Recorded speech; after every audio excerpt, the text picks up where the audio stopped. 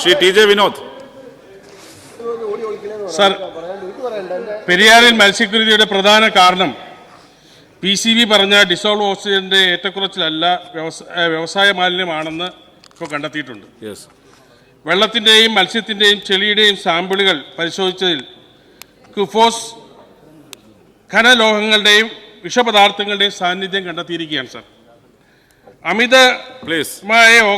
അമിതമായ hydrogen sulphide, ammonia തുടങ്ങിയവയുടെ സാന്നിധ്യം കാരണമാണ് ഓക്സിജന്റെ അളവ് കുറയുകയും അതിലൂടെയാണ് മത്സ്യം ചത്തുപൊങ്ങിയത് എന്നാണ് കണ്ടെത്തിയിട്ടുള്ളത്.